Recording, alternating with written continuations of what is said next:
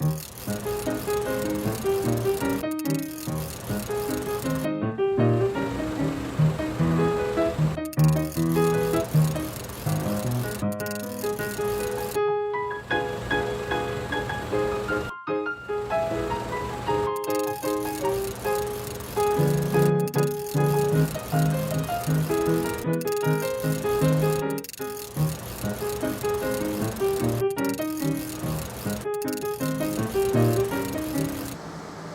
this is Gulbaz from Fellowship of Pakistani American Christian. जैसा कि हम सब जानते हैं कि हमारे पाकिस्तान में इस टाइम काफ़ी minorities और majorities की बातें हो और हम ये भी जानते हैं कि कल हमारे वतन अज़ीज़ की सालगिरह भी है। इस हवाले से आज हम हमारे साथ कुछ पाकिस्तान से और अमेरिका से इंटेलेक्चुअल पर्सनैलिटीज़ हैं। उनका मैं तारुफ आपसे कराऊँगा। जैसे कि हम सब डॉक्टर अजमल ख़ान साहब को जानते हैं, अरसा दराज से पाकिस्तान में हैं, पाकिस्तान में बहुत सी खिदमात सर अंजाम दे रहे हैं। अमेरिकन शहरियत ग्रीन कार्ड होने के बावजूद वो आज भी अपने वतन अज़ीज़ में हैं और अपने वतन अज़ीज़ में अपनी कौम और दूसरी मिनॉरिटीज़ के लिए खिदमात सर अंजाम दे रहे हैं। इसके साथ हमारे साथ डॉक्टर अमील अंजुम हैं। By professional he is a dentist, but उनकी भी अमेरिका में बहुत सी खिदमात हैं। अरसा दराज से अमेरिका में रह रहे हैं और अपनी बातों से, अपने एक्शन से हम नौजवानों को हमेशा उभारते हैं। काफ़ी हद तक पाकिस्तानी हिस्ट्री को जानते हैं और मौजूदा हालात के साथ बाखबर रहना उनका शौक़ है और इससे वो हमें भी बहुत कुछ सिखाते हैं। आइए हम चलते हैं डॉक्टर अजमल ख़ान साहब के साथ। डॉक्टर साहब वेलकम। Thank you. डॉक्टर साहब कुछ बताएंगे अपने मुतालिक कि कैसा है, क्या हो रहा है? आप अमेरिका में हैं इस टाइम। हाँ जी, मैं सबसे पहले तो I am really thankful to you people और इसके बाद मैं आप लोगों को ये मुबारकबाद देता हूँ कि आपने ये जो मीडिया का काम सर अंजाम दे रहे हैं, ये मैं समझता हूँ कि एक बड़े मुक़द्दस फरीज़ा है। अगर इसे ईमानदारी से निभाया जाए, इसमें कोई किसी तरह की कोई प्राइवेसी ना हो, इसमें किस तरह का कोई लालच ना हो, तो ये बहुत बड़ी खिदमत है और आप उस खिदमत को सर अंजाम दे रहे हैं। खुदा बड़ी बरकत दे। Thank you so much. बड़ी मेहरबानी। मैं एक बिल्कुल गांव से, छोटे से गांव के पादी साहब का एक बेटा हूँ और वहाँ से हम निकले और हमारे गांव में बिजली भी नहीं, इलेक्ट्रिसिटी भी नहीं थी और खुदा की मेहरबानी से मैंने वहाँ से जो है ये सबसे पहले CTA हाई स्कूल से आपको बारापत्तर से अपनी इब्तदाई तालीम ली और उसके बाद FC कॉलेज लाहौर से मैंने FSC की और उसमें फिजिक्स केमिस्ट्री मैथ और उसके बाद दान रावलपिंडी से मैंने BSc की फिजिक्स मैथ के साथ। तो बाद में मैंने इस्लामाबाद और फिर लाहौर कैथीड्रल में कुछ अच्छा पढ़ाया और मुझे मौका मिला कि मैं बाहर की दुनिया में जाऊँ और मैंने बाहर से जो स्टडी हासिल की वो सबसे पहले डिप्लोमा इन एजुकेशन था, ये सक्सेस कॉलेज बरतानिया से और उसके बाद उसमें जो मेरे लिए बड़ा ज़रूरी था कि मैं इसमें मास्टर भी लेता क्योंकि लिंग्विस्टिक जो थी ये लेटेस्ट थी अप्रोच जो लैंग्वेज टीचिंग की थी और लैंग्वेज के बारे में थी, तो उसमें मास्टर किया। फिर उसके बाद मेरे लिए ये भी ज़रूरी था कि मैं इंग्लिश सेकंड लैंग्वेज के लिए स्पेशल लेता, तो फिर एक सर्टिफिकेट था पोस्ट ग्रेजुएट और उसमें था उसे हम कल्टी CLTE कहते हैं और उसका मतलब होता है कि certificate in language and linguistics and teaching of English second language. तो इसके बाद मुझे बाद में मौका मिला PhD करने का और मैंने इसी में उसकी PhD की और मेरा जो मेन फोकस था उसमें PhD में थीसिस था कि किस तरह से लर्निंग बिहेवियर जो है वो चेंज होता है बच्चों का, that I work on that. तो इसके बाद मुझे DTA में खिदमत करने का मौका मिला, वहाँ मैंने 14 साल खिदमत की और फिर पाकिस्तान में गया। पाकिस्तान में मैंने पहले स्कूलिंग शुरू की, उसके बाद एक यूनिवर्सिटी है वहाँ national textile and swimming university, वहाँ मैं एज ए लेक्चर गया। फिर उसके बाद मैं आहिस्ता आहिस्ता चेयरमैन डिपार्टमेंट हुआ और ह्यूमैनिटी एंड सोशल साइंसेस का चेयरमैन रहा और 2010 में मैं वहाँ से रिटायरमेंट ली। लेकिन जो मजहबी खिदमत थी वो मैं शुरू से ही बचपन से ही करता आया, क्योंकि मैंने आपको बताया है कि मेरी पैदाइश भी पासमेट में हुई। तो इस तरह से अब मैं चर्च को मुकम्मल तौर पर मैंने खिदमत कर रहा हूँ, और चर्च में भी उनकी बड़ी मेहरबानी है कि मैंने सबसे पहले इसमें किया मास्टर इन थियोलॉजी की, और उसके बाद मैंने इसमें मुझे बाकायदा खिदमत से डॉक्टर ऑफ मिनिस्ट्री मिली, और फिर मैंने डॉक्टर ऑफ डिविनिटी जो है कि यही कोलोराडो से मैंने स्टडी की, और कोलोराडो में बाकायदा तंजीम है जिसने मुझे इसको अवार्ड किया।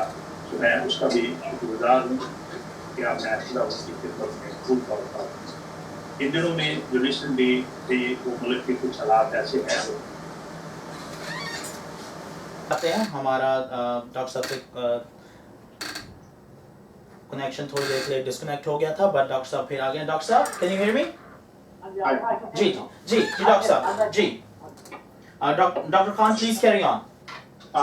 सो मैं ये बता रहा था कि आजकल जो पाकिस्तान में हमने महसूस किया कि हमें काफ़ी हर तरफ से जो है ये परसिक्यूशन भी है और ऑपरेशन भी है, बल्कि क्रिश्चियन जो है उनको मार्जिनलाइज भी कर दिया गया है, और जिस चीज़ में भी देखें बड़ी प्रॉब्लम्स हैं। तो एक मद्देनजर रखते हुए हमने चर्च लेवल पे सोचा कि अब जब हमारे सियासी लीडर कुछ अच्छे तरीके से खिदमत नहीं कर रहे या उसको कोई पॉजिटिव रिजल्ट नहीं निकल रहा, तो फिर किसी न किसको तो उठना है, और ये खुदावंद का इंतजाम है, वो किसी न किसको तैयार करता है।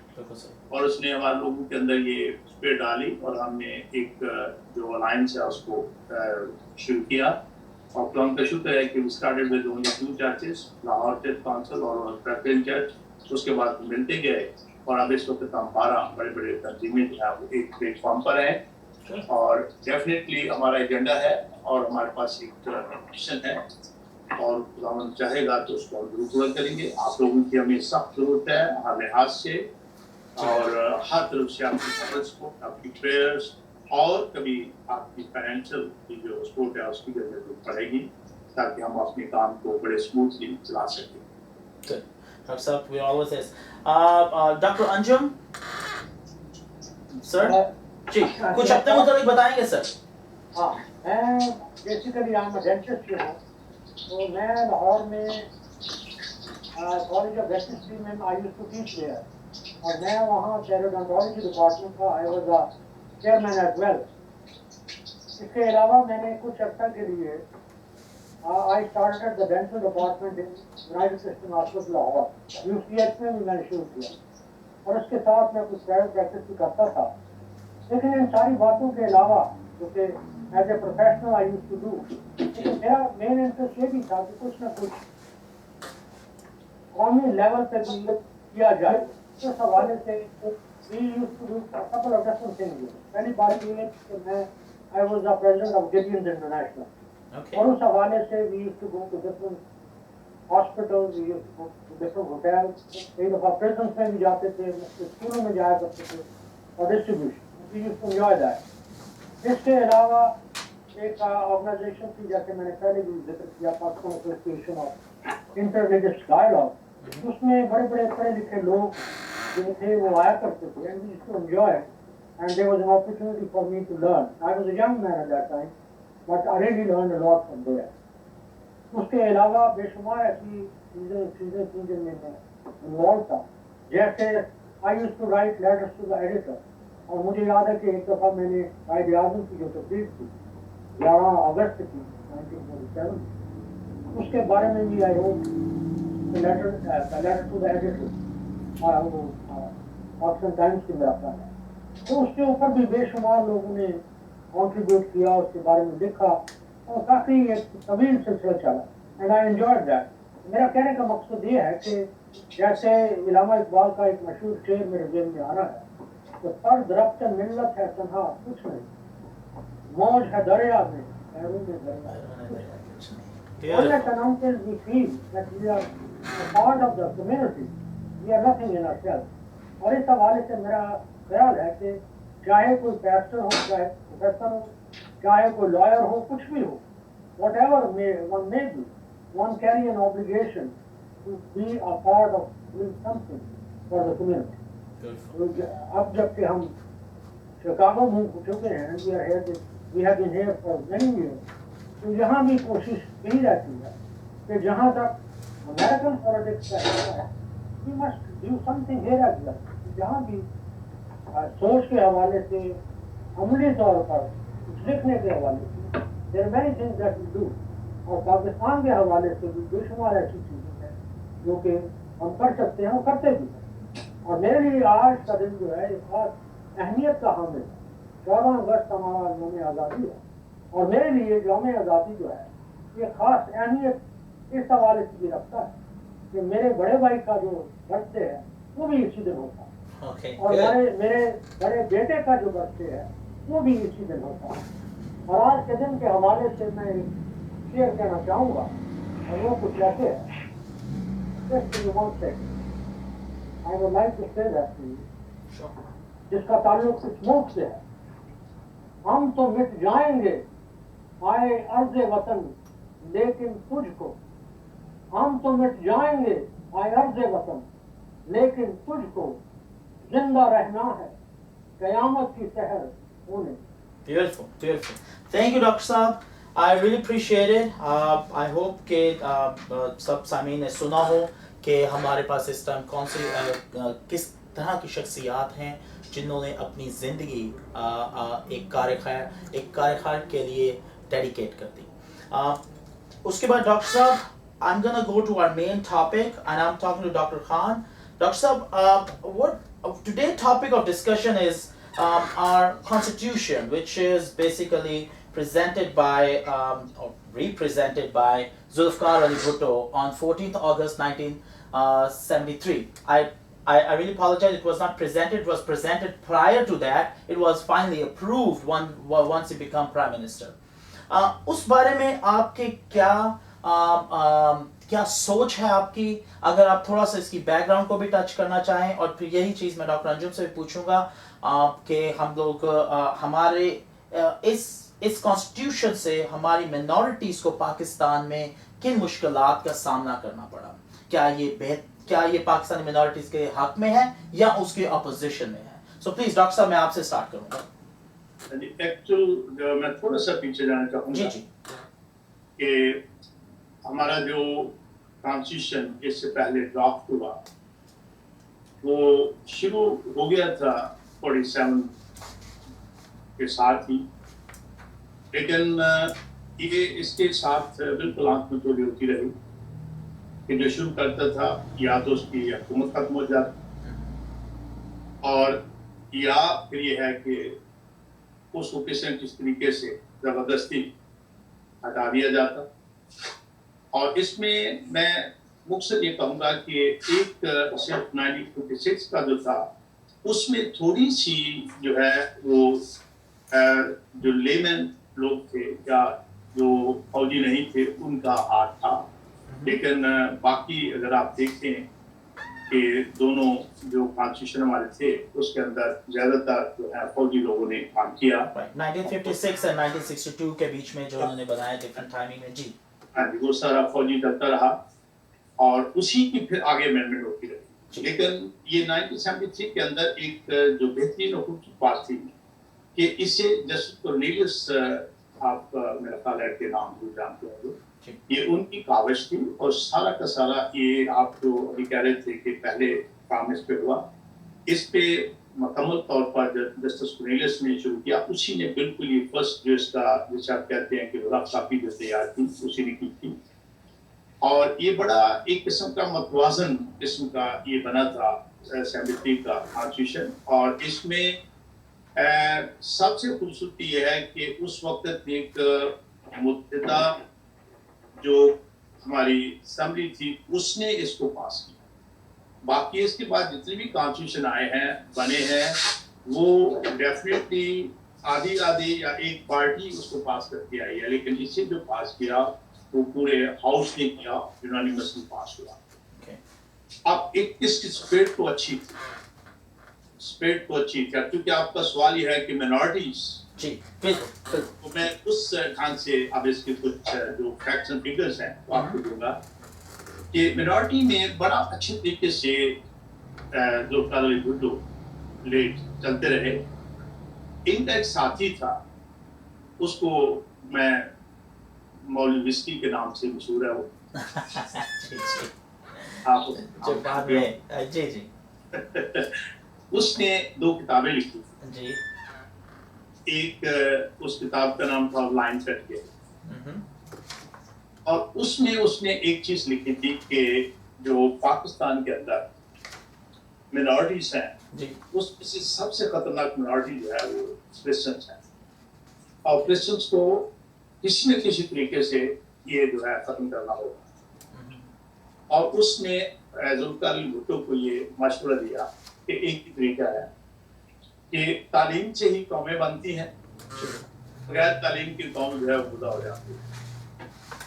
تو اس نے اسے اس لائن پہ لگا دیا کہ ان کے جتنے بھی اسکول کالجز ہیں ان کو نیشنلائز کر دیں. صحیح ہے. اور اس کی بیک ہسٹری بھی یہ تھی کہ کل بھی تھوڑی بات ہوئی اس بات کر کے کہ پاکستان کے اندر جو 2 میجر فیلڈ تھے, میڈیسن کا اور ایجوکیشن کا, یہ دونوں ہی اس وقت جب پاکستان بنا تو اس کے بعد یہ کئی سال تک یہ دونوں جو سائڈس تھی اس کو کرسچن ہی چلاتے رہے, کرسچن منارٹی. باسکوڈے لیے گئے, یہ سب سے بڑا جو ایک سیٹ بیک ہوا, اور اس میں پھر صرف منارٹی ہم نہیں بلکہ اس کے اندر وہ منارٹیز بھی آ گئی جو منارٹیز اس وقت کراچی کے اندر کسی بھی ڈھنگ سے, جس میں کراچی کے میمن تھے, قادیانیت ہے. جی جی فرقے تھے, مہم، اور ان کے بھی جو ادارے تھے نا وہ بھی اس رد میں آ گئے. جی اور یہ پہلا ایک دھچکا جو منارٹیز کو وہاں لگا 1973 کے اندر, حالانکہ اٹس ناٹ اے کانسٹیٹیوشنل کوئی ایسا ایشو تھا, it was just made a form جی بائی پرسن کہ کس طرح سے ہم اس طرح ان منارٹیز کو یا تو کنٹرول کر سکتے ہیں یا ان کو ہم ریپریس کر سکتے ہیں یا ختم کر سکتے ہیں. whatever I mean they have had in their mind, but this is what we observed and we faced. اور میں آنیسٹلی آپ کو کہوں کہ ہماری قوم کو, مسلموں کو جو سب سے زیادہ نقصان پہنچا وہ ہماری تعلیمی ادارے جب ہم چھین گئے. بچوں کی تعلیم بہت خراب ہو گئی کیونکہ اس سے پہلے ہمارے بچے غریب تھے, سالوں کو اسکالرشپ ملتا تھا اور اسکالرشپ جو تھے ختم ہو گئے. ہمارے بچے جب کچھ پڑھ جاتے تھے, ٹیچر بن جاتے, کہیں نوکری نہیں ملتی تھی تو وہ اسکولوں میں جا کے پڑھاتے تھے, یہ دروازے بند ہو گئے.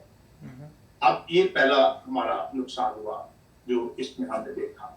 اس کے بعد جو دوسرا ہوا, بعد میں پتہ نہیں کہ بھٹو صاحب تو اس کے بے تاج بادشاہ بن گئے اور انہوں نے اس طرح کے قوانین دینے شروع کیے جو کہ میں سمجھتا تھا کہ وہ ہیومینیٹیرین تھے ہی نہیں.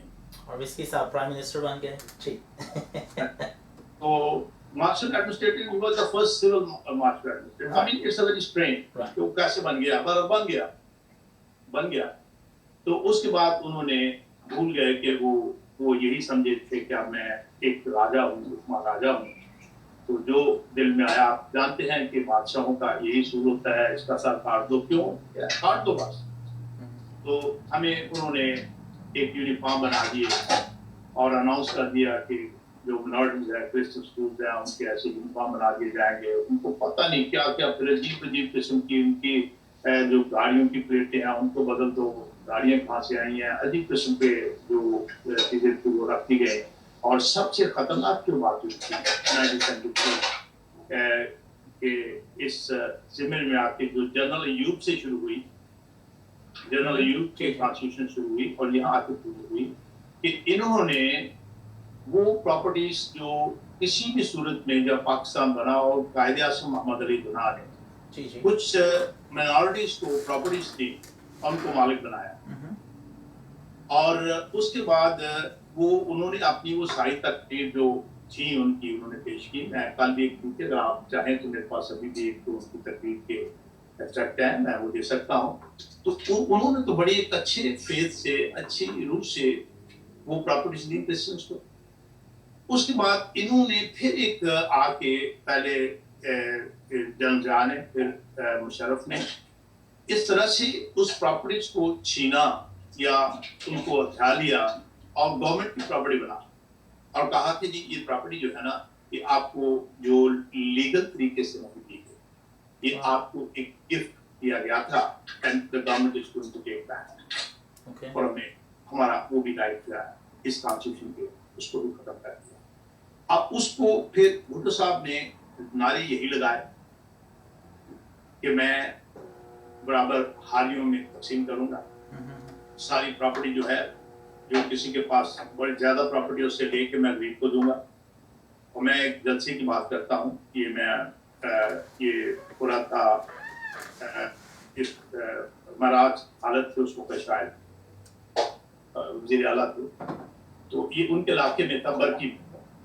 तो वहाँ लोगों ने से कहा कि शरफ इसको जुल्फ़िकार भुट्टो को कि आपने ये कहा था कि प्रॉपर्टी तकसीम करेंगे, आपने इस कॉन्स्टिट्यूशन के अंदर इसको कहा कि मैं मसावात की सियासत करूंगा, तो प्रॉपर्टी तो आपने तकसीम नहीं की। तो पता है इसने क्या किया, इसने सवाल किया कि आपकी प्रॉपर्टी इतनी है, इसने कहा ठीक है इतनी प्रॉपर्टी है, इतनी प्रॉपर्टी मेरी बेटी की है, इतनी प्रॉपर्टी मेरी माँ की है, इतनी प्रॉपर्टी मेरी बहन की है, इतनी प्रॉपर्टी, इसको सारी तकसीम करके ना तो कहते हैं मेरे पास एक किला बच गया, किला।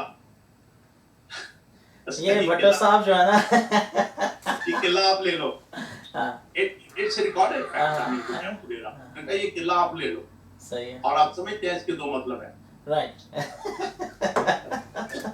तो ये 73 के आयन के बादशाह ने हमारे साथ ये सलूक किया, और उसके बाद फिर ये चीजें चलती रही।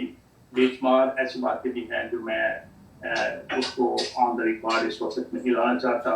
मैं सिर्फ ये एक मिसाल देता हूँ कि कॉन्स्टिट्यूशन का किस तरह से मजाक उड़ाया गया। ये मेरी बात मैं जरूर करूंगा क्योंकि ये सीरियस बात है। And sir, it's not only बल्कि मजाक तो उड़ाया गया, धज्जियां इसकी उड़ाई गई। इसके अलावा ये है कि अगर आप इस कॉन्स्टिट्यूशन की डिटेल्स में जाएं तो it's a one-sided constitution. It's not a liberal, it's not a democratic point of view लेके इसको बनाया गया है। ये इस तरह का कॉन्स्टिट्यूशन है ही नहीं जहाँ पे आपको ये कह दिया जाए कि इस मुल्क का लीडर, कि कोई भी बड़ी पोस्ट का leader, prime minister, president cannot be from any minority। वहाँ पे आपकी minorities क्या करेंगी? आपके बच्चे बचपन से ही आपकी majority और minority के ज़हन में ये बात आती है कि ये हमारे लीडर है ही नहीं।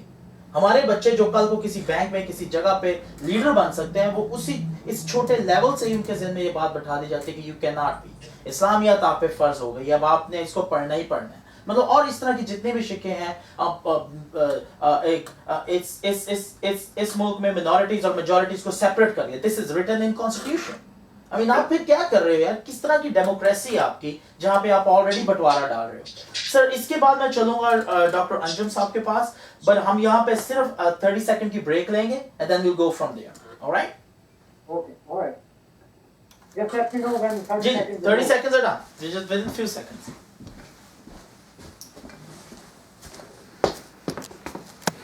के पॉइंट ऑफ व्यू में from 14 August from August 11 1947 till 73 उनके मुताबिक उनके ख्याल में इस कॉन्स्टिट्यूशन का क्या असरात हमारी मिनॉरिटीज पे पड़े? जी डॉक्टर साहब। I mean doctor Anjum. हम सब जानते हैं कि 1973 का जो constitution it is known as a consensus document। लेकिन मैं चाहता हूँ कि इस consensus document के ऊपर गौर करते हुए हम कुछ पीछे चलें। जब हम बात करते हैं 11 अगस्त 1947, जहाँ हम कायद-ए-आज़म की उस अहम तकरीर के बारे में देखते हैं जहाँ उन्होंने माइनॉरिटीज के बारे में बहुत खूबसूरत बातें that they are equal citizens and they have equal right to go to their temple or mosque or any place of worship। बड़ी खूबसूरत बात है। और उसमें उस तकरीर में इतना वक्त नहीं कि मैं उस तकरीर पे काफ़ी बातें कर सकूं, लेकिन मैं सिर्फ इतना कहना चाहूँगा कि उस तकरीर में कायद-ए-आज़म ने कुछ ऐसे रहनुमा असूल वाज़े किए। And another important thing that he de-emphasized religion in that important speech, जिसके ऊपर लोगों ने بے شمار باتیں تھیں اور قومی طور پر اٹ واز ٹیربلی اگنورڈ. میں سمجھتا ہوں کہ قائد اعظم نے جب 11 اگست کی اس تقریر کا ذکر کیا جہاں کچھ رہنما اصول نمایاں طور پر انہوں نے واضح کیے, میں سمجھتا ہوں اس کی بنیاد اگر آپ دیکھیں تو اس کی بنیاد تھی دا ریزولوشن آف پاکستان, قرارداد پاکستان, جہاں جو تصور تھا ریزولوشن آف پاکستان میں وہ مسلم اقلیت کے حوالے سے تھا. اور میں یہ سمجھتا ہوں کہ قائد اعظم کا جو یہ کہنا تھا اس تقریر میں that they are equal citizen اور ان کو ایکول رائٹس ہوں گے, اس کا مطلب صرف یہی تھا کہ پاکستان کا جو تصور ہے وہ یہ ہے کہ پاکستان کی حدود میں رہنے اور بسنے والے تمام تر لوگ چاہے وہ کسی مذہب اور فرقے سے تعلق رکھتے ہوں, ان کی ایتھنیسٹی کچھ بھی ہو, they are equal citizen of Pakistan. لیکن بدقسمتی یہ ہوئی that Quaid Azam never lived long after 14th August, جو کہ آج ہم جام آزادی منا رہے ہیں, and he died quite early. تو اس کے بعد کیا ہوا کہ اس کے بعد ہم دیکھتے ہیں کہ جب ہم ریزولوشن آف پاکستان کی طرف آتے ہیں, قرارداد پاکستان کے بعد آبجیکٹو ریزولوشن کی طرف آتے ہیں, تو اس میں دیکھتے ہیں کہ جو نمایاں بات تھی وہ یہ تھی کہ the name of Republic of Pakistan was changed from Republic of Pakistan to Islamic Republic of Pakistan. اور اس کے بعد دیکھیں کہ ایک عجیب تسلسل چلا جس میں مذہب کو ایک عجیب اہمیت دی گئی that it is the fundamental philosophy, political philosophy of Pakistan. Quaid Azam کا جو تصور تھا وہ یہی تھا کہ پاکستان میں ایک ایسا سیکولر نظام ہوگا جہاں ہر رہنے بسنے والے شخص کو چاہے اس کا فرقہ مذہب کچھ بھی ہو, he would have equal rights. لیکن اس کے بعد جو ہوا وہ ان اصولوں کے برخلاف ہوا. 73 کی جو کانسٹیٹیوشن ہے 1973 کی, جسے کنسنسس ڈاکیومنٹ کہا جاتا ہے, اس میں 2 چیزوں کا ذکر کرنا چاہوں گا جو کہ بڑی اہمیت کی حامل. پہلی بات تو یہ ہے کہ 1973 کا کانسٹیٹیوشن اس کا آرٹیکل 25 وہ یہ کہتا ہے, article 25 of 1972 Constitution says all citizens are equal before law. یعنی پاکستان میں رہنے والا ہر شہری قانون کی نگاہ میں برابر ہے. لیکن اس کی ایک عجیب کانٹرڈکشن جو ہے وہ ہمیں آرٹیکل 2 میں نظر آتی. دیکھیں آرٹیکل 2 میں کیا ہوتا ہے.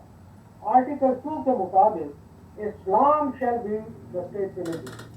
اگر اسلام is the state religion تو اس کا مطلب یہ ہے, what does it actually mean?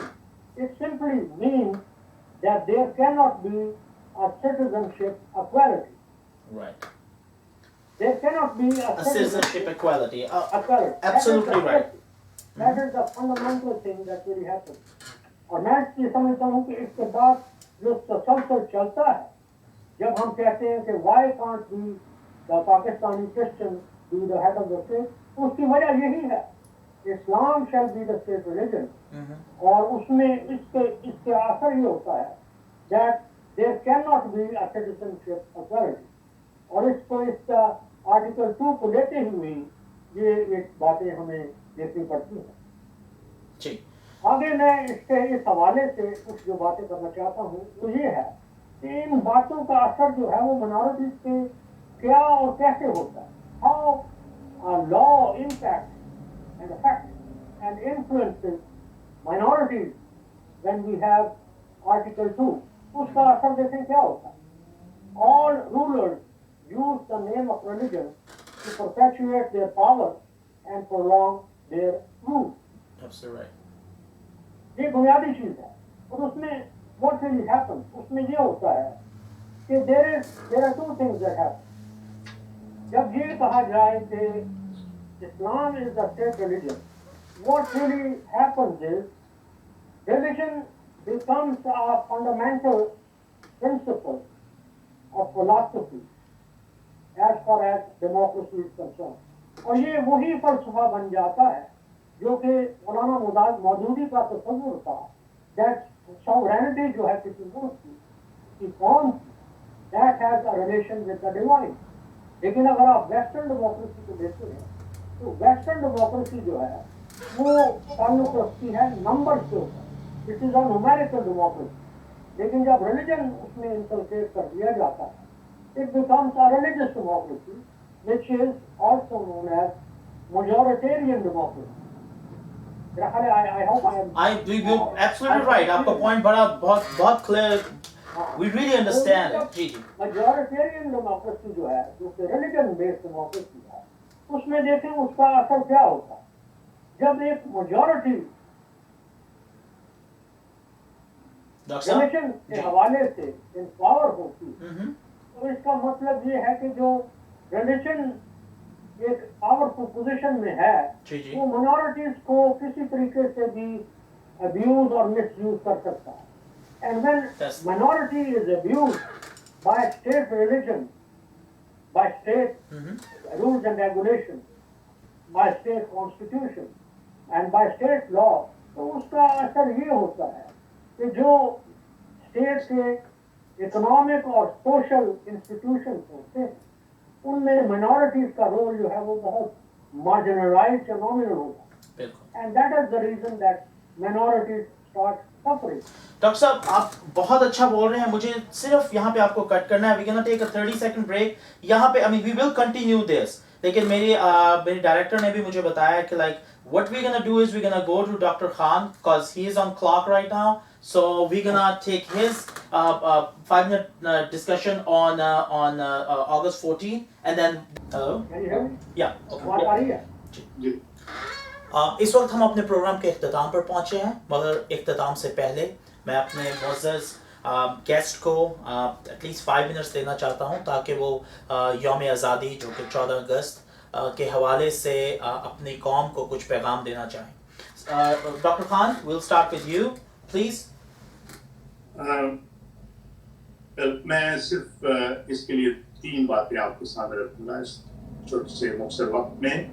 पहली तो बात यह है कि जब 14 अगस्त 1947 को कराची में लॉर्ड माउंटबेटन अपनी अहलिया के साथ पहुंचे, तो वहाँ उन्होंने एक नई ममलकत का ऐलान किया और बाकायदा नक्शे के ऊपर उन्होंने एक कट लगाया, निशान लगाया, जिसमें 2 हिस्सों में इसको बांट दिया। और कुछ किताबें पढ़ने में आई हैं जिसमें लिखा था कि 14 अगस्त 1947 को हिंदुस्तान जल रहा था, और उस वक्त जो डेटा कलेक्ट किया गया उसके मुताबिक 1 मिलियन के लगभग लोग जो थे वो उसमें शहीद हुए, जो हमारे जैसे भी व्हाटएवर मीन टू फेथ, लेकिन उनका खून बहाया गया। और ये भी बिल्कुल वाज़ेह है कि बड़े इनोसेंट जो बच्चे थे वो भी उस वक्त कत्ल हुए। तो मैं ये समझता हूँ कि आज अगर हम जब उसको मनाते हैं कि ये 14 अगस्त हमारी आज़ादी का दिन है, तो मैं समझता हूँ कि आज़ादी के दिन पहली चीज़ जो है हमें ट्रिब्यूट पेश करना चाहिए उन लोगों को कि जिन लोगों ने अपनी जानों पर खेल कर, यानी हर तरह के दुख सहकर, मुसीबतें सहकर उन्होंने इस मुल्क को हासिल किया और आज ये मुल्क हमारे लिए मौजूद है। और दूसरा जो बड़ा पॉइंट मैं इसमें रखना चाहता हूँ कि आज बजाय इसके हम ये कहें कि हमें खुशी मनानी चाहिए, आज पहले तो ये है कि हमें अहद करना है, और ये मेरे लिए 14 अगस्त का दिन अहद का दिन है। अहद इस चीज को मद्देनजर रखते हुए कि जो सेंस थी उस वक्त एक आजाद रियासत की, There was absolutely clear कि हिंदू लोग जो थे, मैंने बहुत सारी किताबें पढ़ी हैं और उसमें ऐसे भी लिखा है कि वो मुस्लिम्स को अपने घर में दाखिल होने, अपनी चीज को टच करने, अपने पास बैठने, हर लिहाज से वो हमेशा ग्रेस करते थे। यहाँ तक कि कोई पानी पीना है ज़मीन पर तो वो भी एक पाइप के जरिए उसको अलाउ था, और या हाथ ये खोल के उसको पानी दिया जाता था। उनकी शूदर क्लास से भी लोअर क्लास माना जाता था। تو اس میں نو ڈاؤٹ کہ ان لوگوں کے اندر کے جو احساسات تھے وہ ان کے ساتھ تباہ رہنے کے لیے تیار نہیں تھے. That was a big minority at the time. تو انہوں نے جتنی ایفرٹس کی. آج میں ان مسلم لوگوں کو, مسیحی لوگوں کو, پاکستانیوں کو آج یہ کہنا چاہتا ہوں کہ ان کے اوپر یہ فرض ہے کہ جس ملک نے اتنی قربانیاں دینے کے بعد اپنا وجود دیا اس کو ہم کس طرح سے قائم رکھ سکتے ہیں. جیسا کہ قائد اعظم کی تقریر ہیں, میں 48 کی ایک چھوٹے سے 2 جملے اس کو پڑھوں گا. ہم اپنے اعلانات پر قائم ہیں. یہ 28 مارچ 1948 کی ہے. ہم اپنے اعلانات پر قائم ہیں کہ ہر فرقے کے لوگوں کو پاکستان کا شہری سمجھا جائے اور ان کے حقوق و مراد اور ذمہ داریاں اور مساوی حقوق ہوں. اسپیشل لکھا ہے اقلیتوں کی حفاظت کی جائے گی اور وہ امن میں ہی رہیں گے اور وہ ہماری مقدس عمارت ہوں گے. اب میں ان لوگوں سے سالوں سے جو آج پاکستان کے منانے کے خوشی میں ہیں ان کو یہ کہوں گا کہ اپنے اس فاؤنڈر کی بات کو ضرور مد نظر رکھے آج کے دن کہ اس میں اسی طرح سے مسیحوں نے بھی باقاعدہ یا اقلیتوں نے بھی باقاعدہ حصہ لیا. تو آج ان کو صرف مقدس امانت سمجھ کر آپ سنبھال کر الماری میں نہ رکھ دیں کیونکہ امانت ہے. تو امانت میں خیانت نہیں ہونی چاہیے. 47 میں تھے ویسے ہی آتے ہیں. صحیح یہ نہیں ہے آپ اس کو اور گرا دیں. تو ایک تو میں یہ کہوں گا, دوسرا میں کہوں گا کہ پاکستان آج دنیا کے اندر جو عہد کرنا ہے یہ آنیسٹلی میں ابھی ریسنٹ میں بھی جب آیا ہوں تو 1 سال میں پورا پاکستان کہہ رہا کسی چیز میں آپ دیکھیں ہر جگہ ملاوٹ ہے. یہاں تک کہ پانی کے اندر ملاوٹ ہے, چائے کے اندر ملاوٹ ہے, چاول کے اندر, گوشت کے اندر پانی لگا کے دیا جاتا ہے اور دودھ کے اندر گندا پانی ڈالا جاتا ہے.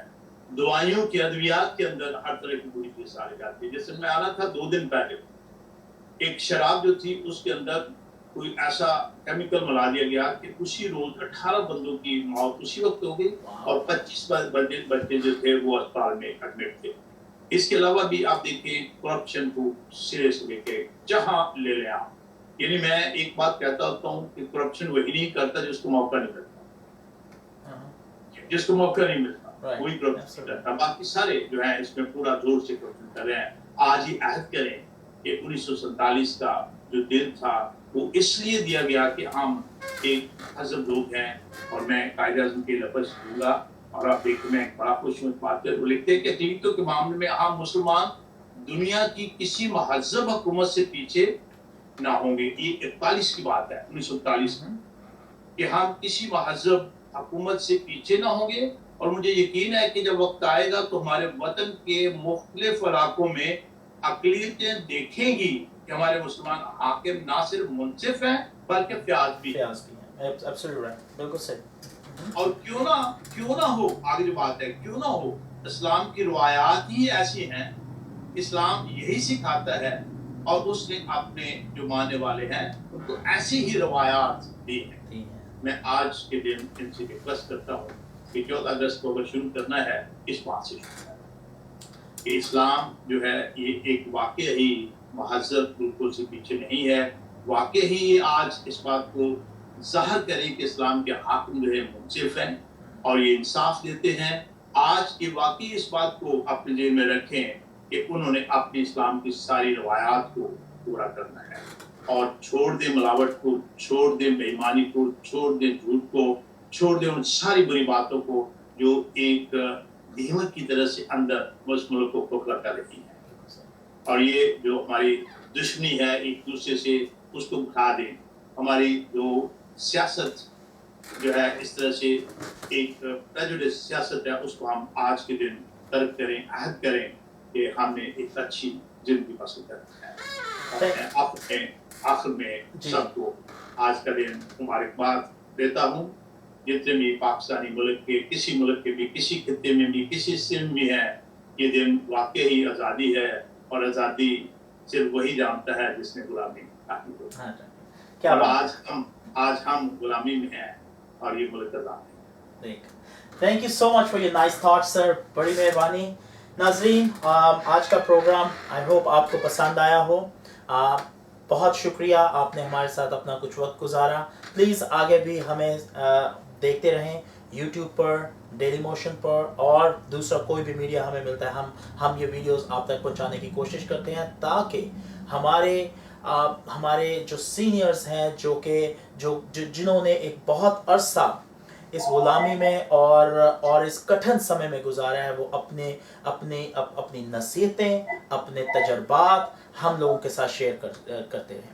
Please also visit us on www.fellowshippacpsc.com. Also, if you have any question, you can email us at fellowshippacpsc@gmail.com. You can also like us on our face page, which is Fellowship of Pakistani American Christian. Thank you so much. خدا حافظ. ملتے رہیں گے.